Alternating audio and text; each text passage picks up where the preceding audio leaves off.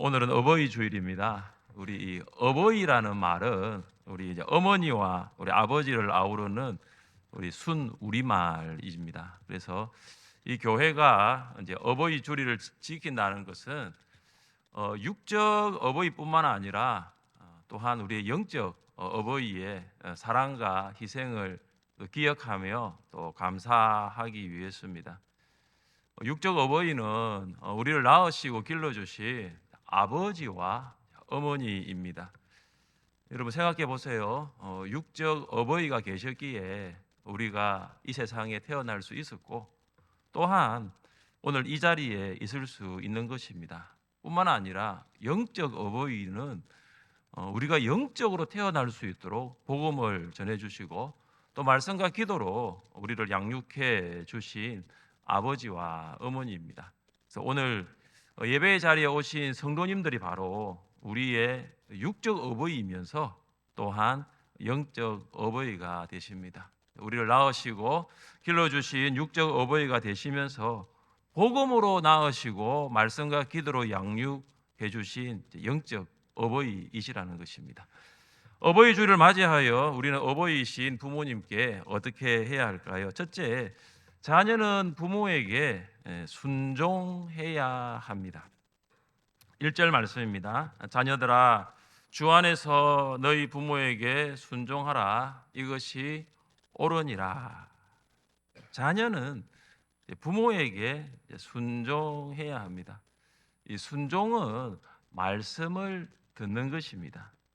커뮤니케이션 전문가들은 이 듣는 것보다 듣는 것이 말하는 것보다 더 어렵다고 합니다. 여러분 한번 생각해 보세요. 1시간 듣는 것보다 1시간 말하는 것, 이 둘을 비교하면 듣는 것이 더 어려워요. 야고보가 이렇게 말했습니다. 내 사랑하는 형제들아, 너희가 알지니 사람마다 듣기는 속히 하고 말하기는 더디하며 성내기도 더디하라.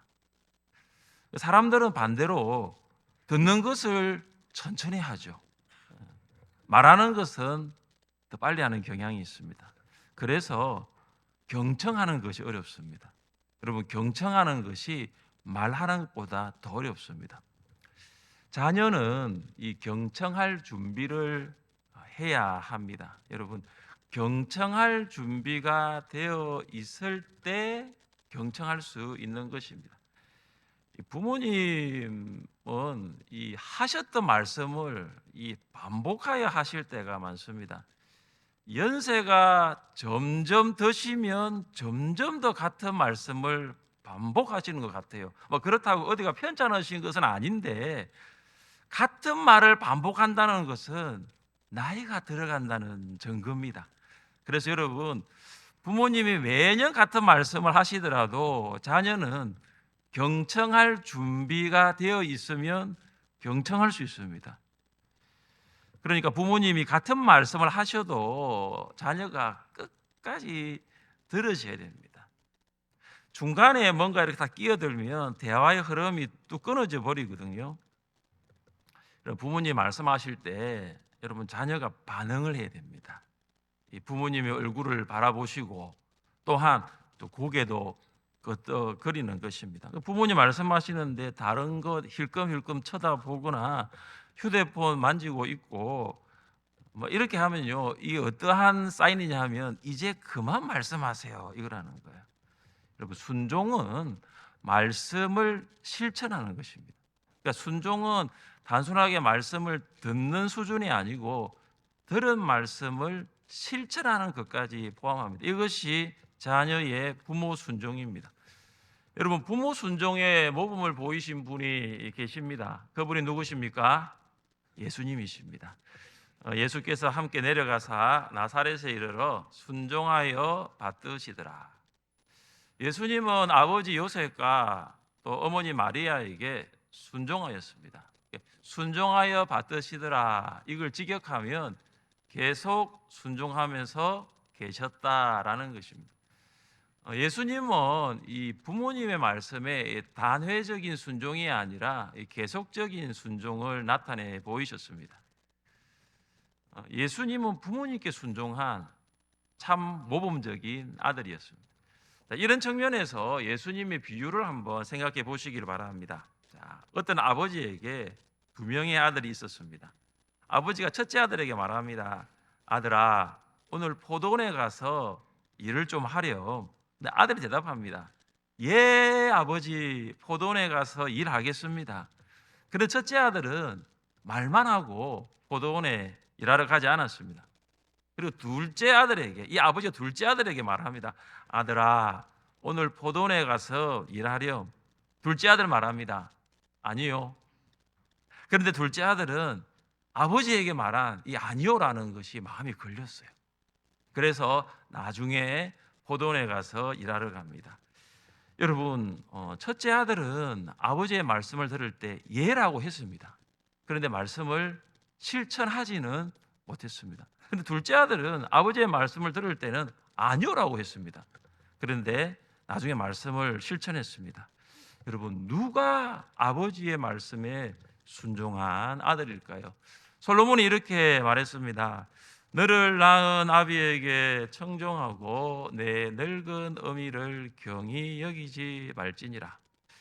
여러분을 낳은 부모에게 순종하고 그 말씀을 실천하십시오. 하나님께서는 하나님을 대신하여 부모님을 가정의 영적 권위자로 세우셨습니다. 그래서 부모에게 순종하는 것은 곧 하나님께 순종하시는 것입니다. 그래서 부모를 기쁘게 하는 것은 곧 하나님을 기쁘시게 하는 것입니다. 사도 바울은 에베소 교회 자녀들에게 부모 순종을 말하면서 한 가지 전제로 내세우는 것이 있습니다. 그것이 뭐냐 하면 주 안에서, 자녀는 주 안에서 부모에게 순종해야 됩니다. 자녀는 주 안에서 부모의 말씀을 잘 듣고 주 안에서 부모의 말씀을 실천해야 하는 것입니다.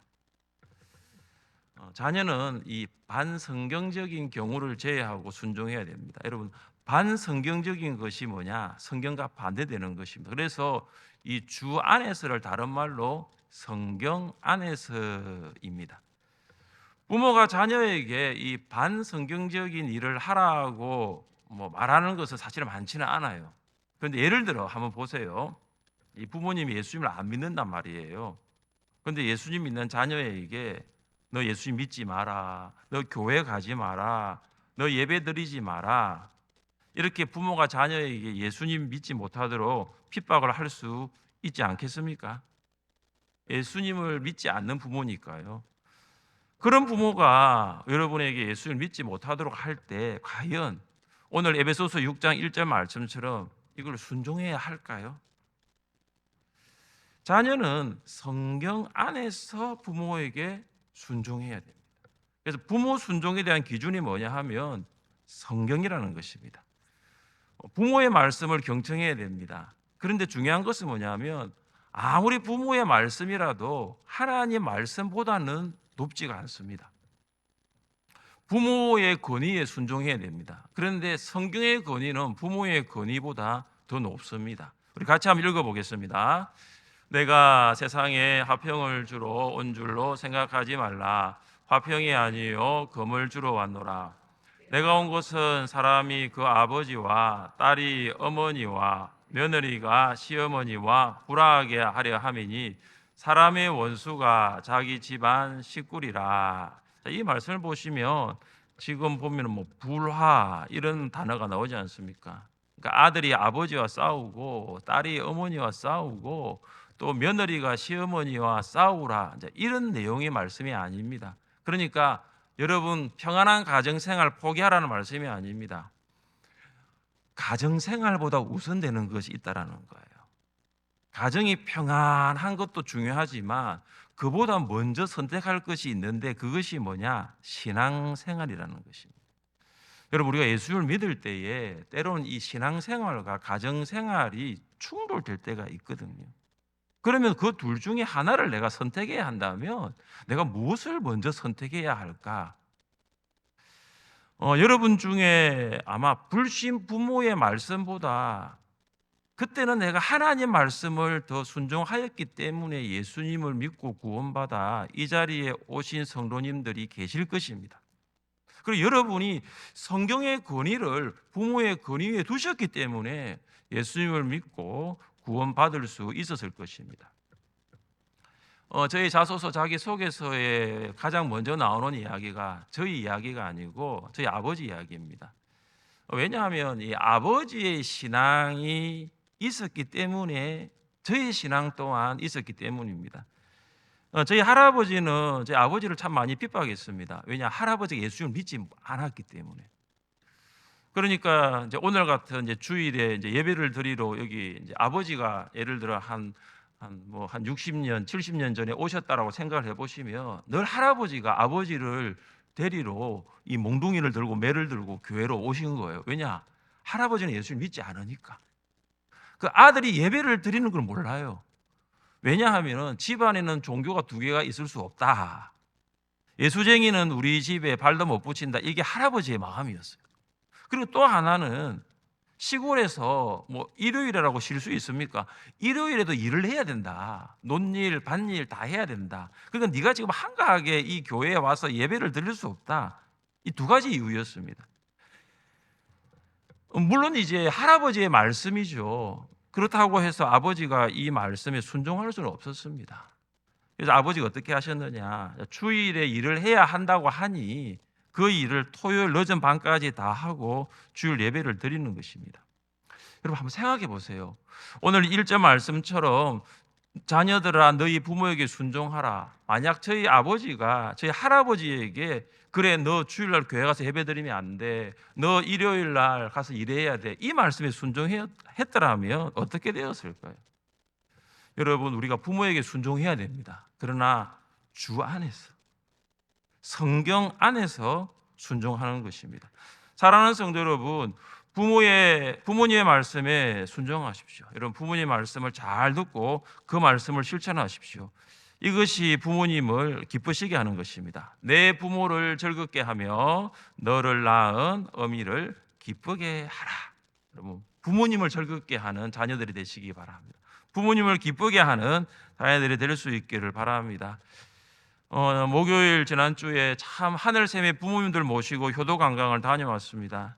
하늘샘의 부모님들이 정말로 즐거운 시간, 기쁜 시간을 보내셨습니다. 이를 위해 수고해 주신 우리 실버 지원부와 우리 봉사하신 성도님들, 또 물질로 후원해 주신 분들에게 감사를 드립니다.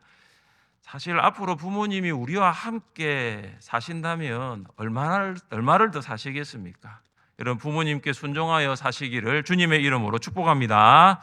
여러분 자녀는 부모에게 어떻게 해야 할까요? 둘째, 자녀는 부모를 공경해야 합니다. 2절입니다.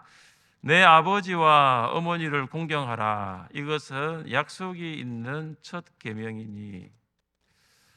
공경은 사랑하고 존중하는 것입니다. 공경은 경의를 표하고 높이는 것입니다.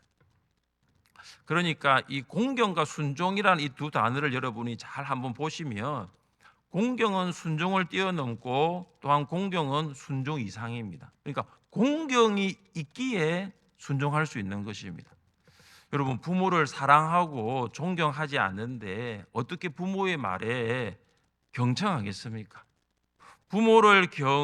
부모에게 경의를 표하고 높이지 않는데 어떻게 부모의 말을 실천하겠습니까? 그러니까 이 공경이 없으면 사실 순종이 없어요. 여러분 공경은 부모이기 때문에 자녀가 할 수 있는 것입니다. 혹시 부모가 많이 배우지 못하더라도 자녀는 부모이기 때문에 공경하는 것입니다. 부모가 능력이 없어도 자녀는 부모이기 때문에 공경하는 것입니다. 때로는 부모에 대한 섭섭한 마음이 들 수도 있고 또한 자라면서 부모로부터 받은 상처 때문에 분노할 수도 있습니다. 그러나 부모이기 때문에 공경하는 거예요. 심순덕 씨의 엄마는 그래도 되는 줄 알았습니다라는 시가 있는데요. 제가 잠깐 읽어드리겠습니다. 엄마는 그래도 되는 줄 알았습니다. 하루 종일 밭에서 죽어라 힘들게 일해도 엄마는 그래도 되는 줄 알았습니다.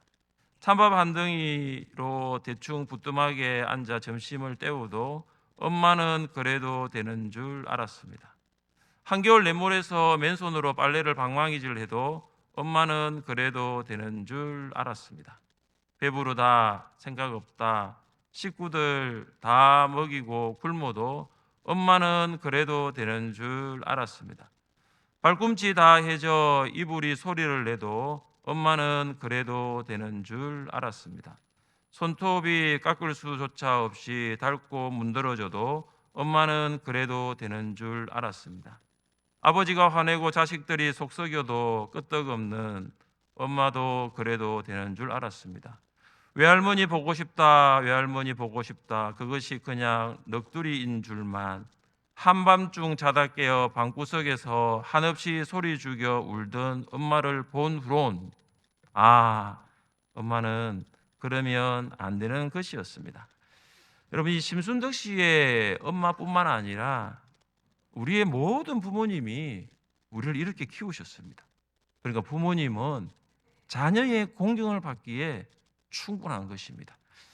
왜 바울은 우리에게 부모를 공경하라고 말씀하고 있습니까? 내 아버지와 어머니를 공경하라. 이것은 약속이 있는 첫 계명이니. 부모 공경은 약속 있는 첫 계명입니다. 여기 첫 계명의 첫, 이것은 첫 번째, 두 번째의 그런 어떠한 순서를 말하고 있는 것이 아니라 굉장히 중요하다는 거예요. 부모 공경은 자녀가 최우선적으로 따라야 할 가장 중요한 계명이라는 것입니다. 여러분, 10계명, 1계명부터 4계명까지 우리가 너무나 잘 알잖아요. 하나님과의 관계, 대신 관계. 이 관계를 기술한 후에 사람과의 관계에서 가장 먼저 나오는 첫 계명, 다섯 번째 계명, 그것이 바로 내 부모를 공경하라입니다. 모든 인간관계에서 부모 공경보다 더 우선되는 것은 없습니다. 그래서 부모 공경은 선택이 아니라 필수입니다. 이유는 한 가지죠. 하나님께서 내 부모를 공경하라고 명령하셨습니다. 자, 그렇다면 우리는 어떻게 부모를 공경할 수 있을까요? 먼저 시간을 내십시오. 시간을 내어야 부모님을 돌아볼 수가 있습니다. 같이 한번 읽어보겠습니다. 누구든지 자기 친족, 특히 자기 가족을 돌보지 아니하면 믿음을 배반한 자요 불신자보다 더 악한 자니라. 아멘. 여러분, 시간을 내어야 부모님을 돌아볼 수 있습니다. 전화도 마찬가지잖아요. 시간을 내어야 전화 드릴 수 있거든요. 여러분, 시간을 내어야 부모님 댁을 방문할 수 있습니다. 시간을 낼 때 부모님을 사랑하고 공경할 수 있는 것입니다. 그리고 또 하나는 감사를 표현하십시오. 우리 부모님, 앞서서 읽어드린 이 심순덕의 어머니처럼 찬밥 한 덩이로 대충 부뚜막에 앉아 점심을 때우셨던 적이 있으셨을 것입니다. 이처럼 부모님은 우리를 위해서 모든 것을 희생하셨습니다. 부모님의 희생이 없었더라면 우리는 없습니다. 여러분, 부모님께 사랑을 가득 담아 먼저 말로 감사를 표현하십시오. 그리고 부모님께는 마음을 담긴 물질로 감사를 표현하십시오.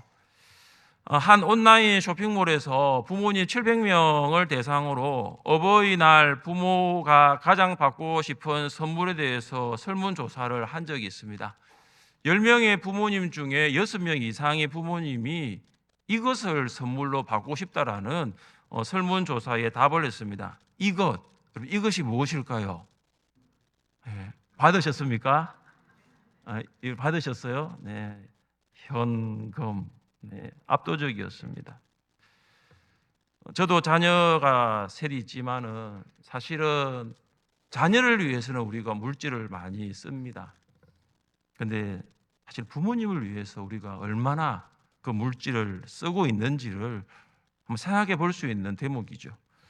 또 한 가지는 부모님께 복음을 전하십시오. 부모님이 예수님을 지금 믿지 않고 계시다면 건강하실 때 복음을 전하십시오.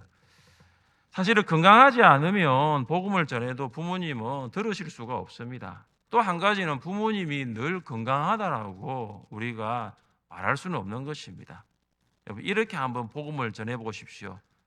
딸이 이제 엄마에게 복음을 전하는 것을 한번 생각해 보았는데요. 이렇게 한번 말씀해 보시면 됩니다. 엄마, 나를 낳아주시고 이렇게 잘 키워주셔서 고마워요. 내가 엄마에게 주고 싶은 선물이 있어요. 나는 엄마가 그 선물을 꼭 받았으면 좋겠어요. 엄마, 그것은 복음이라는 선물이에요. 복음은 예수님이 엄마의 죄를 위해 십자가에서 죽으시고 부활하셨다는 좋은 소식이에요. 엄마가 지금 마음의 문을 열고 예수님을 마음에 모시면 엄마는 구원받아 하나님의 자녀가 될 수 있어요. 그리고 엄마는 천국에 갈 수 있어요. 엄마, 예수님을 믿고 싶어요? 엄마, 지금 내가 하는 기도를 따라 해보세요. 자녀가 부모님에게 드릴 수 있는 가장 큰 선물은 복음입니다. 어떤 성도님이 장례식장에서 이런 말씀을 하셨던 적이 기억납니다. 목사님, 엄마에게 복음을 전하지 못했어요. 전하려고 하는 마음은 늘 가지고 있었는데 이렇게 빨리 엄마가 돌아가실 줄 몰랐거든요. 목사님, 저 이제 어떻게 하면 좋아요? 여러분, 만사는 다 때가 있습니다. 지금이 부모님에게 복음을 전할 수 있는 때입니다. 여러분, 때가 지나가면 복음을 전할 수가 없습니다. 자녀들은 우리가 부모에게 하는 이 공경의 모습을 보고 있습니다.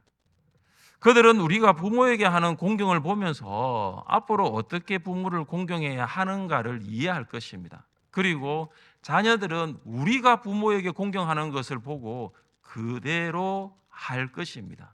왜냐하면 신앙은 보고 배우는 것이기 때문입니다. 성경은 부모 순종과 부모 공경을 하는 자에게 복을 약속합니다. 3절 말씀입니다. 이로써 내가 잘되고 땅에서 장수하리라. 여러분, 잘되고 장수하는 것은 복입니다. 부모 순종 그리고 부모 공경을 하는 자녀에게 복 주시는 것은 하나님의 약속입니다. 같이 한번 읽어보겠습니다. 너는 내 하나님 여호와께서 명령한 대로 내 부모를 공경하라. 그리하면 내 하나님 여호와가 내게 준 땅에서 내 생명이 길고 복을 누리리라. 아멘. 하나님께서는 내 부모를 공경하라고 명령하셨고 그리고 복을 주시겠다고 약속하셨습니다. 여러분, 이 복을 꼭 세상의 물질과 연결하실 필요는 없습니다. 여기서 복은 말씀대로 순종한 자가 누리는 행복이에요. 행복. 진짜 행복, 진정한 행복입니다. 여러분, 진정한 행복은 세상의 물질에 있지 않습니다. 여러분, 성경은 한 번도 행복이 물질에 있다라고 말하지 않습니다. 물질이 많은 사람이 행복을 누린다는 것은 사실은 성경적이지가 않습니다. 여러분, 진짜 행복은, 진정한 행복은 말씀대로 순종하는 실천에 있습니다. 순종하면 행복할 수 있는 거예요. 여러분, 이걸 어떻게 증명할 수 있습니까? 시어머니 나오미가 모압을 떠나 베들레헴으로 돌아갈 것을 결심하고 며느리들에게 친정으로 돌아가라고 말합니다. 이 말을 들은 오르바는 눈물을 흘리면서 이제 모압으로 돌아가지만 룻은 돌아가지 않습니다. 그때 룻의 고백을 한번 들어보십시오. 내게 어머니를 떠나며 어머니를 따르지 말고 돌아가라. 강건하지 마옵소서. 어머니께서 가시는 곳에 나도 가고 어머니께서 머무시는 곳에서 나도 머물겠나이다. 어머니의 백성이 나의 백성이 되고 어머니의 하나님이 나의 하나님이 되시리니. 결국 룻은 어머니와 함께 베들레헴으로 갑니다. 한 번도 가보지 않았던 베들레헴, 그곳에서 룻이 적응한다는 것은 결코 쉽지 않았습니다. 그러나 룻은 어머니의 말씀이라면 순종합니다. 어머니이기 때문에 공경하는 것입니다. 여러분, 하나님께서 이 어머니에게 순종하고 또 어머니를 공경할 룻에게 어떤 복을 주십니까? 같이 한번 읽어볼까요?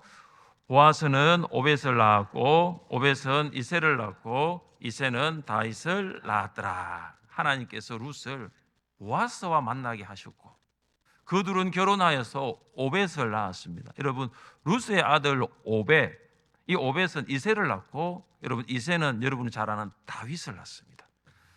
그 결과 룻은 다윗의 정조 할머니가 되고 룻은 예수님의 족보에 들어가게 되는 영광을 얻게 됩니다. 무슨 말입니까? 비록 이방 여인이었지만 이 룻이 어머니에게 순종하고 어머니를 공경하였을 때 진정한 행복을 누릴 수 있었던 것입니다. 사랑하는 자녀 여러분, 육적 부모에게 순종하고 육적 부모님을 공경하십시오. 특히 가정에서 부모님을 모시고 계신 성도님들 끝까지 부모님에게 순종하고 부모님을 공경하시기를 바랍니다. 어제 우리 은퇴 장로님 또 권사님 우리 집사님들과 이제 식사하는 시간을 가져서 노구식 장로님이 제 옆자리에 앉으셔서 제가 한번 여쭤봤습니다. 장로님, 그리고 권사님, 이제 권사님 나술래 권사님 그래 이제 계시지 않는데 어떠세요? 물어보니까 마치 있는 것처럼 느껴지고 너무 보고 싶다는 것이죠. 여러분, 제가 그 이야기를 들으면서 장로님의 그 마음이 전달이 되더라고요. 여러분, 특별히 가정에서 부모님을 모시고 계신 분들, 그리고 지금 부모님이 살아 계신 분들, 여러분 부모에게 순종하시고요, 부모를 공경하십시오. 하나님께서 여러분에게 약속하신 복을 주실 것입니다. 사랑하는 성도 여러분, 하늘샘의 성도들은 영적 부모에게 순종하고 영적 부모를 공경하십시오. 특별히 목장에서의 영적 부모는 누구냐 하면 목자 목녀예요. 그래서 목원들은 이 영적 부모인 목자 목녀에게 순종하고 목자 목녀를 사랑해야 됩니다. 여러분, 초원 안에서 영적 부모는 누구냐? 초원직이에요. 초원의 성도들은 초원의 영적 부모인 초원직에게 순종하고 또한 초원지기를 사랑해야 할 것입니다. 여러분, 그때 하나님께서 말씀대로 실천한 여러분에게 약속하신 복을 주실 줄 믿습니다. 여러분, 한 소년이 이 바다를 정복할 꿈을 그리면서 성장했습니다. 그 소년은 일평생 내가 배를 타는 이 뱃사람으로 살아갈 것을 다짐했습니다. 어느 날 큰 선박회사에 취직을 하게 되었고 이제는 고국을 떠나서 먼 나라로 항해할 준비를 다 마쳤습니다. 그래서 이제 배에 자신의 짐을 싣고 이제 어머니에게 인사를 합니다. 어머니, 다녀오겠습니다. 그런데 어머니가 마음이 편하지가 않아요. 그래서 아들을 향해서 얘야, 너를 떠나보내는 참 것이 너무 힘들구나, 너무 괴롭구나. 그런데 이 어머니의 눈물을 보고 이 아들이 정말 오랫동안 가져왔던 그 꿈을 포기해버립니다. 어머니가 힘들다고 하니까 그래서 항해를 포기해버립니다. 어머니, 제가 가지 않겠습니다 라고 말을 합니다. 그때 어머니가 아들의 손을 잡으면서 고맙다 하면서 한 가지 말씀을 하십니다. 오늘 이 말씀이에요. 부모를 공경하는 자에게 하나님이 복 주신다. 부모를 공경하는 자가 복을 받는다. 이 성경 말씀을 이 어머니가 이 아들에게 합니다. 여러분, 그러한 다음에 이 아들을 위해서 어머니가 계속해서 새벽을 깨우며 눈물의 기도를 드립니다. 그 아들이 나중에 성장해서 지도자가 되는데 그가 바로 미국의 초대 대통령인 조지 워싱턴입니다. 무슨 말입니까? 자기의 꿈도 있어요. 자기의 이 비전도 있습니다. 중요한 것은 그것이 엄마를 힘들게 하고 그것이 부모님에게 부담이 된다면 내려놓을 필요가 있는 거예요. 하나님이 그걸 보시거든요. 부모를 공경하는 자녀, 하나님의 복을 받게 되는 것입니다. 사랑하는 하늘샘 성도 여러분, 여러분 부모에게 순종하고 부모를 공경하여서 하나님께서 여러분이 주시는 복을 받아 누리시기를 주님의 이름으로 축복합니다. 아멘. 우리 자리에 함께 일어나셔서 함께 찬양하면 좋겠는데요.